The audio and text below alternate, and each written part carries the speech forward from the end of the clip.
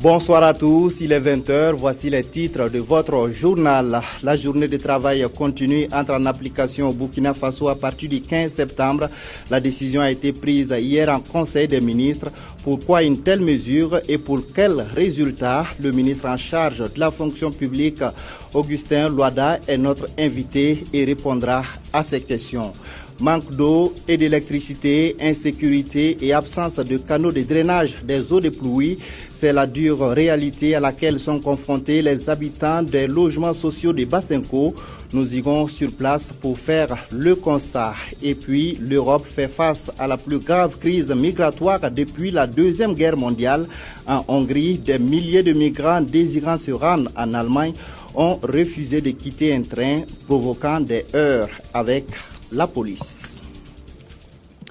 Rentrer à 12h30 et reprendre le travail à 15h, une habitude dont devraient se séparer les fonctionnaires burkinabés. Le Conseil des ministres d'hier a décidé d'instaurer la journée de travail continue à partir du 15 septembre. Les fraudes aux examens et concours directs de la fonction publique session 2015, les écoles de formation des enseignants du primaire et bien d'autres sujets ont été examinés par les membres de l'exécutif AFADA.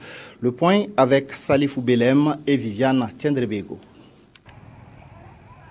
Les travailleurs de l'administration publique et les usagers vont devoir changer leurs habitudes pour s'adapter aux exigences de la journée de travail continue. Le Conseil des ministres a prévu sa mise en œuvre pour octobre 2015. Ça va commencer à partir de 7 heures pour une journée de 8 heures de travail. D'abord, il faut que nous mettions en place un système de contrôle pour que les agents soient présents à leur lieu de service.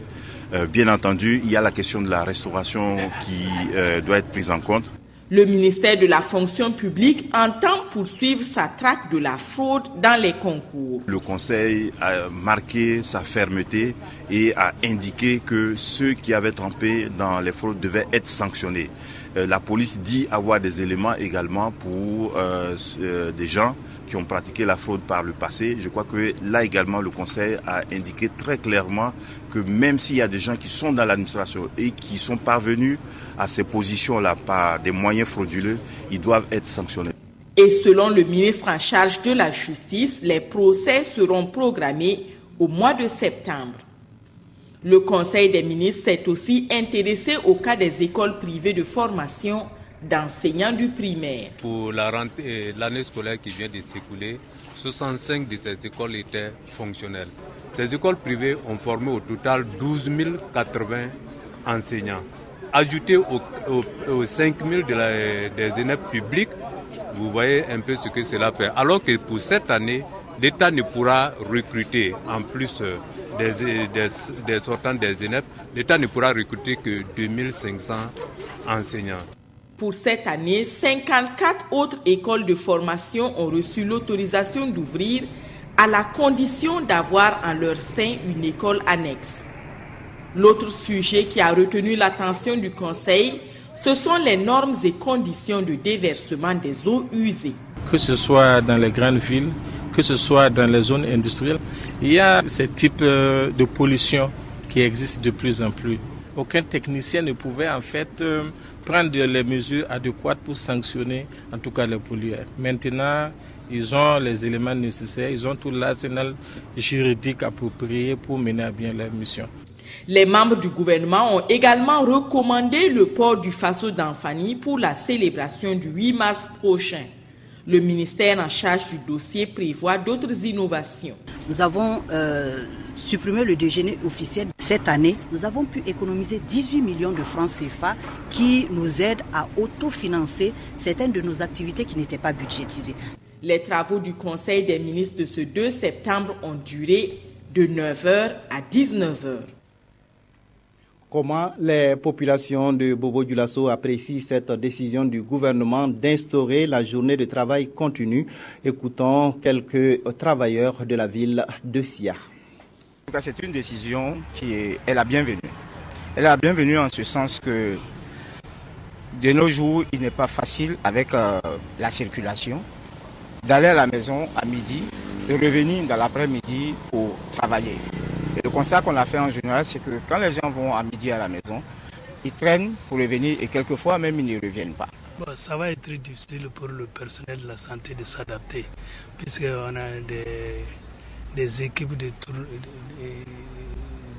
qui doivent monter pour la garde, pour la permanence. Bon, ça va être dur, hein, très difficile pour pouvoir s'organiser pour faire ça. Mais avec le temps, peut-être, on va pouvoir s'adapter. Maintenant, peut-être ce qu'on va demander, c'est à l'administration de prendre les dispositions pour qu'on ait des petits restaurants au sein de nos services. Parce que si on a à manger sur place, ça va faciliter beaucoup de choses. D'une façon continue, on a 7 heures, 8 heures pour faire tout le travail. Je pense que c'est essentiel. Quand on coupe puis on revient, il faut reprendre encore. Si en tout cas le gouvernement se donne les moyens, il y aura cette efficacité. Puis il faut quand même qu'il y ait des structures de contrôle. Il faut que les chefs veillent quand même à ce que les agents restent jusqu'à vraiment aux heures de descente. Je ne suis pas contre cette mesure, mais j'aimerais savoir réellement cette mesure concerne quel type d'agents de la fonction publique. Surtout du moment qu'on sait qu'il y a des agents qui travaillent les week-ends, qui ne connaissent pas de week-ends ni de jours fériés. Est-ce que cette loi peut être appliquée à ces agents? Et aussi le véritable problème c'est quoi? Je pense que est-ce que cette nouvelle loi va changer beaucoup de choses dans l'administration? Bon, je n'y crois pas trop. Je pense qu'on peut trouver d'autres mesures pour permettre aux agents d'être à leur poste, travailler régulièrement, monter. Et là au moins on pourrait peut-être trouver des solutions au problème de l'administration. Alors, pour parler de ce passage à la journée de travail continue au Burkina Faso, nous recevons Augustin Louada, ministre de la fonction publique, du travail et de la sécurité sociale. Bonsoir, monsieur le ministre. Bonsoir. Alors, le projet a été porté par votre département. Pourquoi est-il nécessaire pour le Burkina Faso de passer à la journée de travail continue? D'accord. Je voudrais d'abord faire observer que dans la pratique, lorsque vous regardez ce qui se passe dans nos administrations, beaucoup de nos agents pratiquent déjà la journée continue. Ensuite, sur le plan juridique, vous savez très bien que le décret de 2003, qui fixe les horaires dans la fonction publique, prévoit la possibilité de pratiquer la journée de travail continue lors de certains événements. Si vous vous rappelez, par exemple, lors du dernier FESPACO, les agents de l'administration publique ont pratiqué la journée de travail continu. Donc, sur le plan sociologique, ce sont des pratiques qui sont déjà ancrées dans les mœurs d'une grande partie de nos agents publics. Ensuite, lorsque vous regardez un peu autour de nous, dans les pays voisins, le Burkina Faso est l'un des rares pays à n'avoir pas encore basculé dans la journée de travail continu. Si nous revenons dans notre pays, pourquoi les agents pratiquent dans les faits la journée continue? Pour la plupart d'entre eux, il y a d'abord la question des distances, avec les conséquences sur le plan de la dépense de consommation pour le carburant. Et donc, pour nous, il y a cette question de budget qui peut être évoquée. Ensuite, il y a aussi les questions de risque d'accident. Compte tenu du fait que lorsque vous retournez à la maison plusieurs fois dans la journée, vous multipliez les risques d'accident. Et nous savons que dans la plupart des grandes villes, en tout cas dans les 2 grandes villes de notre pays, il y a des problèmes d'engorgement qui commencent à se poser. Et nous voudrions aussi ajouter qu'il y a d'autres avantages à pratiquer la journée de travail en continu. Nous pensons que c'est aussi une opportunité pour créer des emplois, puisque, comme l'a relevé un des téléspectateurs, naturellement, il faudra prévoir des services de restauration pour que ceux qui ne peuvent pas pratiquer le jeûne toute la journée puissent se restaurer pour pouvoir continuer le travail. Oui, justement, est-ce que dans ce laps de temps, ces mesures seront prises pour permettre donc, puisque la mesure entre en vigueur le 15, c'est dans quelques semaines? Oui, votre question me donne l'occasion d'apporter une précision sur la date de démarrage. Il s'agit bien du 15 septembre si vous référez au compte rendu du Conseil des ministres. Donc c'est bien le 15 septembre. Alors, vous me demandez, est-ce qu'il y a des mesures d'accompagnement qui sont déjà prévues? Je voudrais quand même rappeler, comme nous l'avons dit précédemment, que c'est déjà une pratique dans les mœurs. Si vous regardez un peu partout dans les ministères, il y a à côté des lieux où on peut rapidement se restaurer. Nous pensons que l'État peut accompagner les initiatives privées pour développer ce secteur-là, pour que dans les ministères où il n'y a pas encore ces initiatives-là puissent être développées par le secteur privé. Naturellement, un accompagnement de l'État peut être nécessaire et nous sommes en train de réfléchir sur la question en concertation avec les autres départements ministériels. Mais surtout, nous disons qu'il est important qu'au niveau de chaque département ministériel, il y ait des concertations pour que un certain nombre de mesures puissent être dégagées. Je pense par exemple aux sanitaires. Si vous voulez rester effectivement au bureau, il est important d'avoir des sanitaires en bon état. Donc, je pense qu'il est nécessaire qu'au niveau de chaque département ministériel, on puisse réfléchir sur un certain nombre de dispositions à prendre. Au niveau du ministère de la fonction publique, nous allons faire parvenir assez rapidement une circulaire à tous les départements ministériels énumérant une liste de dispositions à prendre pour accompagner les agents publics dans ce changement de culture qui, en réalité, comme nous l'avons dit, est déjà ancré dans les mœurs, dans nos administrations. Je précise qu'au niveau du secteur privé, nous n'avons pas voulu étendre pour le moment la mesure. Mais naturellement, le secteur privé est libre de prendre des initiatives. Mais d'ailleurs, nous allons rentrer en contact avec le secteur privé pour voir dans quelle mesure nous pouvons harmoniser les pratiques. Alors, est-ce que cette mesure concerne tous les départements ministériels? Parce que la question a été entre-temps posée par un de nos interviewés. Le ministère des Enseignements, par exemple, est-ce qu'ils sont concernés? Quels sont les différents départements qui sont concernés par la mesure? Alors, le décret prévoit effectivement des dérogations pour un certain nombre de secteurs dans lesquels cet horaire-là ne peut pas s'appliquer sans difficulté majeure. Il s'agit notamment du secteur de l'éducation et du secteur de la santé. Naturellement, il n'y a pas d'heure pour tomber malade et donc il faut absolument que le service soit disponible de manière continue. Et au niveau de l'éducation également, il y a des dispositions à prendre et je pense que ce secteur-là n'est pas concerné dans la mesure où nous avons eu des échanges avec le ministre en charge de l'éducation nationale surtout, parce que vous savez très bien qu'au niveau de l'université, les pratiques sont autres. Il y a des cours qui sont effectués au niveau de l'université de Ouagadougou jusqu'à 21h, compte tenu d'un certain nombre de contraintes qui sont propres à ce secteur-là. Donc, le décret prévoit des dérogations selon les secteurs pour que cet horaire-là puisse convenir à tous les agents publics. Naturellement, je dois préciser qu'il y a eu des choix à faire qui ne sont pas faciles, mais le gouvernement a tranché. Bien entendu, ça peut ne pas plaire à tout le monde, mais je voudrais rassurer tout un chacun qu'il s'agit pour nous de mettre en place un dispositif d'évaluation pour que nous puissions par la suite tirer des leçons pour voir s'il y a des ajustements à faire ou tout simplement si ce n'est pas concluant, nous le dirons également. Et comme mesure d'accompagnement aussi, nous prévoyons un dispositif pour nous assurer effectivement que les agents restent à leur poste parce que chacun doit à son service 8 heures de travail. Et c'est absolument important que tous les départements ministériels jouent le jeu. Et je m'adresse en particulier à tous les inspecteurs, les ITS comme on les appelle, pour que chacun puisse jouer sa partition et que chaque agent rende à la nation les 8 heures de travail qu'il doit. Justement, alors que gagne l'État en voulant mettre en pratique cette mesure? Je voudrais rappeler que le principe qui a été adopté par le Conseil des ministres il y a quelques mois de cela s'inscrit dans le cadre de l'allègement du train de vie de l'État. Et donc, nous pensons que la mise en œuvre de cette réforme-là va permettre effectivement à l'État, lui aussi, de réduire sa consommation en termes, par exemple, d'électricité. Vous savez très bien que la plupart des agents qui pratiquent la journée continue dorment, en fait, dans les services entre 12h30 et 15h. Donc, c'est important que ces heures-là soient utilisées pour le travail de manière à ce que l'État puisse aussi réduire sa consommation. Voilà. D'accord.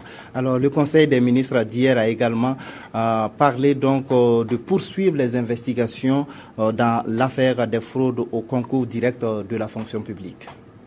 Bon, là également, le Conseil a donné des orientations. Je voudrais rappeler que dans la lettre de mission que le Premier ministre nous a donnée figurait l'organisation des concours dans la transparence et dans l'équité. Voilà. Lorsque nous avons constaté qu'il y a eu des fraudes, et je dois saluer au passage la vigilance du comité de pilotage des concours, et en particulier l'efficacité des services de police qui ont permis de démanteler ce réseau-là. Donc, cela participe des efforts qui ont été consentis par le gouvernement de la transition pour assurer plus de transparence dans l'organisation des concours. Et le gouvernement a demandé au ministère de la fonction publique, au premier responsable que je suis, d'apporter tous les éléments d'appréciation afin de prendre une décision par rapport aux concours qui sont concernés. Alors, si des investigations donc mettent en cause des personnes qui sont déjà engagées dans la fonction publique, quel sera leur sort? Oui, je pense que en la matière, nous ne pouvons pas accepter que des agents puissent s'introduire dans notre administration de manière frauduleuse. Et donc, comme l'avons souligné, les sanctions disciplinaires doivent s'appliquer et les sanctions pénales également s'il n'y a pas prescription. Donc, je pense que les investigations vont se poursuivre et la lumière et la justice qui est déjà saisie va faire son travail. Alors, dernière question, Monsieur le ministre. Il y a des voix qui s'élèvent donc pour réclamer la reprise des concours concernés. Est-ce que ça sera le cas? C'est ce que je soulignais tout à l'heure. Le Conseil des ministres a demandé que tous les éléments d'appréciation soient portés à sa connaissance pour décider de ce qu'il y a lieu de faire. Parce qu'il ne faut pas s'imaginer que éventuellement l'annulation n'est pas sans conséquence. Donc il faut qu'on ait tous les éléments pour apprécier qu'est-ce que cela coûte en termes de ressources, mais aussi en termes de temps, parce que vous savez très bien que le gouvernement de la transition, il ne lui reste que quelques mois, alors que l'organisation des concours est une opération extrêmement complexe. En l'espèce, le cabinet ici, qui avait été sélectionné, a montré que on ne pouvait pas lui faire confiance. Et donc, il va falloir lancer certainement une autre procédure d'appel d'offres pour, si on veut, sélectionner un nouveau cabinet. Donc, il y a tous ces éléments qui doivent être portés à la connaissance du Conseil des ministres pour que on décide s'il y a lieu de reprendre ou pas les concours. Mais je dois rassurer les jeunes, nous ferons tout pour que l'équité, pour que la transparence soit assurée par rapport à ce qui s'est passé. D'accord. Merci, Monsieur le ministre. Je rappelle que nous recevions le ministre Augustin Louada, ministre de la fonction publique, du travail et de la sécurité sociale. Et avec lui, il a été question donc de la journée de travail continu et des fraudes au concours de la fonction publique. La suite du journal, les épreuves de la session de remplacement du bac session 2015 ont débuté aujourd'hui. Une centaine de candidats prend part à ces examens organisés au profit des candidats empêchés de composer à la session normale pour des raisons valables. La session concerne les séries A, D et GD. Le point avec Nongba Kouda et Eleonore Ouedraogo. En juin 2015, Rachidatou Ouedraogo, candidate à la session 2015 du baccalauréat, portait une grossesse à risque l'empêchant de se déplacer. Aujourd'hui, la session de rattrapage lui permet de tenter sa chance pour l'obtention du premier diplôme universitaire. Comme elle, ils sont plus d'une centaine à prendre part à cette session dite de remplacement. Le deuxième jour, j'avais la fièvre. Tout mon corps tremblait, donc j'ai décidé, vu les circonstances, s'il y avait la permission, j'allais venir pour la session de remplacement. La session prend seulement en compte les candidats inscrits à la session normale n'ayant pas pu composer pour diverses raisons dûment prouvées. Il peut faire une demande en fournissant tous les éléments qu'il faut, et cette demande en tout cas sera examinée par une commission. Pour ceux-là qui ne se sont pas présentés à la session de juin du tout, si le dossier est complet, il n'y a pas de problème. Mais pour ceux qui se présentent et qui compétissent dans une partie des épreuves et qui suspendent, il faut d'abord avoir au minimum 9 de moyenne. À cette session sont également autorisés à composer de façon exceptionnelle 3 candidats qui ont suspendu la session normale pour les besoins de l'enquête liée à la fraude dans la série G2. Les résultats du premier tour sont attendus le 11 septembre prochain. Des débits de boissons à proximité des lycées et collèges, on en trouve de plus en plus dans la ville de Ouagadougou. Ce voisinage contre nature n'est pas sans conséquences sur la formation des élèves. Selon les responsables des établissements concernés, des mesures sont prises pour éviter que les élèves fréquentent ces lieux. Adama Guiti et Adama Koulibaly. Nous sommes au lycée Newton Descartes, un établissement secondaire de la ville de Ouagadougou. Ici, une partie du mur du lycée est peinte aux couleurs des maquis, la Renaissance. L'activité de ce débit de boisson n'est pas sans conséquence sur l'éducation et la formation des élèves. Une situation dénoncée par certains riverains. En temps de cours, souvent les élèves sont en classe, mais bon, à travers le bruit du maquis, là, bon, souvent c'est dur à retenir les leçons, quoi. Donc ça, c'est quelque chose qui n'est pas tout à fait normal. Le phénomène prend de l'ampleur dans la ville, un autre cas ici à Samba. La proximité de cette école Sana Hippolyte avec ce lieu de réjouissance. C'est une cohabitation, enfin, c'est malgré nous. Parce que vous savez, quand vous êtes dans certaines situations, que vous le vouliez ou pas, il y a des commerces qui vont vous entourer. On demande à certaines personnes, pendant les heures de cours, si elles pouvaient faire en sorte qu'il n'y ait pas de nuisance. De 7h à 18h, il n'y a pas de chose, il n'y a pas de bruit. C'est à partir de 18h qu'ils commencent à faire leur truc. Et le gérant, avec le surveillant général, sont en collaboration. S'il voit un élève là-bas, directement il vient prévenir. Pour cette gérante de débit de boisson, la cohabitation se passe sans grande difficulté. Bon, pour l'instant, en tout cas, on n'a pas de soucis. La cohabitation se passe bien. Bon, disons avec les élèves, on ne vient pas ici. Nous sommes à quelques jours de la rentrée scolaire et la question mérite d'être posée. Les différents acteurs sont donc interpellés. Le projet de redéploiement des instituteurs principaux du OUE fait des gorges chaudes. Il ne rencontre pas l'assentiment de la coalition des instituteurs et de certains syndicats. Pour les autorités en charge de la question, ce redéploiement est tout à fait normal. Le point avec Karim Ilboudo et Moussa Sanon.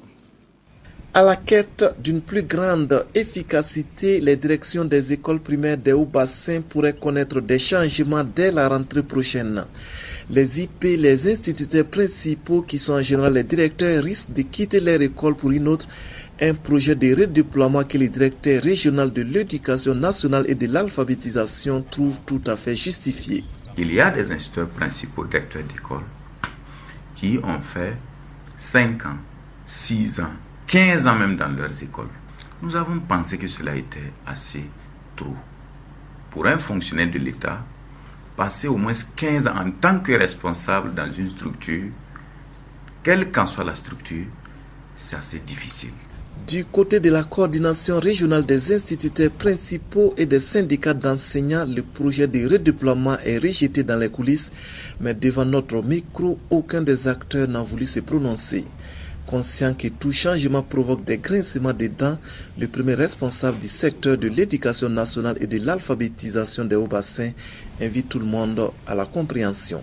Il n'a pas été dit que c'est une sanction. En d'autres termes, nous allons faire en sorte que les uns et les autres ne soient pas très éloignés. Et de façon intrinsèque, il y a des écoles qui sont constituées de blocs. Le bloc A, B, C, etc. Tu peux quitter l'école A pour l'école B et vice-versa. Tu peux quitter une circonscription à une autre, mais toujours est-il que personne ne quittera la ville de Bobo. À moins que l'intéressé ne vienne nous dire expressement que je vais quitter. En attendant de procéder à la valse des IP, le directeur régional de l'éducation nationale et de l'alphabétisation des Hauts-Bassins réaffirme son ouverture au dialogue avec les différents acteurs. Et à quelques semaines de la rentrée des classes, il s'est dit aussi convaincu qu'un terrain d'entente sera vite trouvé. Aucun point de la plateforme minimale des centrales syndicales ne connaît une réponse satisfaisante de la part du gouvernement. Les propos sont de l'UAS, l'unité d'action syndicale qui a organisé hier une assemblée générale en marge des négociations gouvernement-syndicat. Le point avec Abdul Rasmane Zongo. De l'intérieur comme de l'extérieur de la salle, les militants écoutent religieusement le président du mois des centrales syndicales décortiquant en détail les 16 points. Les 16 points de la plateforme revendicative de l'UAS, l'Union d'action syndicale, et qui, selon le conférencier du jour, ne connaissent pas encore une suite favorable de la part du gouvernement. Au niveau de ces 16 points, c'est tout simplement des relectures de loi, la question du système éducatif, la question des libertés syndicales, la question de la vie chère, etc. Quand nous prenons la question des lois, les lois, nous avons la loi 013 qui porte le régime juridique applicable aux agents et aux emplois de la fonction publique. Nous avons demandé la relecture. Nous avons les questions de liberté où nous constatons toujours des licenciements abusifs. Nous avons aussi revendiqué à ce que la relecture des prix des hydrocarbures soit faite. Voilà un ensemble d'éléments que nous avons revendiqués et nous estimons que le pouvoir en place devait être en mesure de le faire. L'UAS, l'Union d'action syndicale, espère alors que dans le cadre de la présente rencontre gouvernement-syndicat, sa plateforme revendicative trouvera enfin une satisfaction. Les habitants des logements sociaux de Basenko rencontrent d'énormes difficultés. En plus du manque d'eau, d'électricité, la cité est presque inaccessible en cette saison d'hivernage. Cette situation concerne surtout les 2000 logements construits par des promoteurs privés. Le constat sur place avec Moussa Ouedraogo et Ismaël Diloma Sirima. Difficile de rentrer ou de sortir chez soi à Basenko. Les voies d'accès dans ces logements dits sociaux sont souvent inexistants, surtout en cette saison hivernale. En plus, c'est une cité où l'électricité et l'eau courante relèvent du mythe dans les 2000 logements sociaux construits par les promoteurs privés. Et c'est la principale raison évoquée par les quelques résidents qui serait la cause du refus de déménager de beaucoup d'attributaires.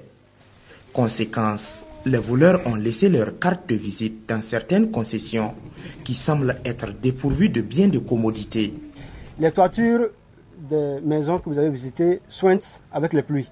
Aucune cour n'a connu de remblayage avant ou après la réception des clés de ce qui entraîne la stagnation des eaux de pluie dans les cours et le remplissage des fosses et des puits perdus. Montré du doigt par les résidents, un des promoteurs privés se défend. Les remblais, c'est pas ce que tu as fait. Et il y a un plan que le gouvernement nous donnait, et avec des longues lignes, les sous-basements sont suivis les normes. Mais si les jeunes sont bas-fonds, ça, c'est pas le faute des promoteurs, parce que c'est l'État qui donne les terrains. Si l'État nous donne les terrains, si c'est les montagnes, on va monter là-bas pour construire. Pour remédier à certaines difficultés, 4 bornes fontaines devraient être fonctionnelles bientôt. À cela vient s'ajouter une promesse du ministère de l'Habitat et de ses partenaires de commencer dès novembre les travaux d'adduction d'eau potable pour les ménages. Le Hajj 2015 va se dérouler selon le calendrier établi. C'est l'assurance donnée par le comité d'organisation. Le premier vol est prévu pour le 7 septembre. 2200 dossiers sur les 5500 restent à traiter. Moussa Ouedraogo, Dramangene. Pas question de s'inquiéter pour l'organisation du Hajj 2015. Le comité d'organisation, selon ses propres mots, est en train de finaliser les documents de voyage des pèlerins. Depuis 3 semaines, les travaux se mènent ici et déjà 3300 dossiers sur les 5500 sont traités avec succès. Nous pensons que d'ici vendredi, nous pourrons avoir la totalité des 5500 visas en notre possession. Et dès samedi, et au fur et à mesure que les vols se déroulent, nous allons communiquer journalièrement les noms de ceux qui vont donc prendre les vols. Cette année, tous les pèlerins seront regroupés au stade municipal. Donc les vols se prépareront à partir du stade municipal.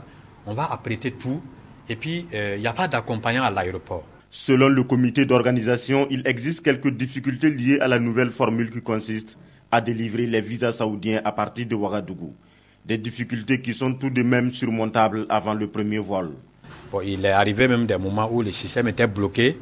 Donc nous étions à notre première expérience. Mais Dieu merci, on a eu des techniciens. Et tout ce que vous voyez ici, les techniciens des agents ont été très très dynamiques. Donc les gens ont travaillé, comme vous avez dit, 24 heures sur 24. Si bien qu'aujourd'hui, on a pu débloquer le système. Il reste quelques contrats qui ne sont pas encore introduits. Le premier convoi des pèlerins va décoller dans la nuit du 7 au 8 septembre prochain à l'aéroport international de Ouagadougou. Quels sont les sujets qui ont intéressé nos confrères de la presse écrite? La revue de presse, c'est avec Issa Lankwande. Processus électoral au Burkina, l'OIF juge le fichier électoral conforme aux normes internationales. Les quotidiens s'intéressent aux conclusions de la mission d'audit effectuée par des experts dépêchés à Ouagadougou. La chirurgie opérée sur le fichier a permis aux experts de faire ressortir ses forces et ses faiblesses. L'OIF a également fait des recommandations que la CENI devrait prendre en compte pour des élections acceptées de tous, nous rapportent les quotidiens. Chérif Sy à la 4e conférence mondiale des présidents de parlement, Sidoya et le journal Le Soir en font écho dans leur colonne en publiant in extenso le discours prononcé par le président du CNT à la tribune. Un discours vu cependant sous différents angles par les deux quotidiens. Si pour Le Soir, il s'est agi pour Chérif Sy de défendre les mérites de l'insurrection, pour le quotidien d'État Sidoya, le président du CNT s'est plutôt insurgé contre le pillage des ressources du Sud par le Nord. Qu'à cela ne tienne, ce qu'il faut retenir, c'est que c'est la voix du peuple burkinabé qui s'y est exprimée. L'État a-t-il vendu l'éducation et la santé au privé? C'est l'Express du Faso qui pose la question et qui lance le débat. Le journal constate qu'après le supérieur, l'État semble remettre la formation des enseignants du primaire et des professionnels de la santé aux opérateurs privés. Il n'y a qu'à voir les campagnes publicitaires de ces derniers pour s'en convaincre. Des privés dont certains ne sont motivés que par l'argent. Et l'Express de poursuivre qu'au vu de l'importance de ces secteurs pour le développement du pays, les laisser entre les mains du privé s'apparente à s'amuser avec l'avenir des Burkinabés. Le journal conclut en disant qu'il faut tout de suite faire attention pour ne pas le regretter. On s'arrête là pour cette édition. Merci de l'avoir suivi. Restez en compagnie de nos programmes.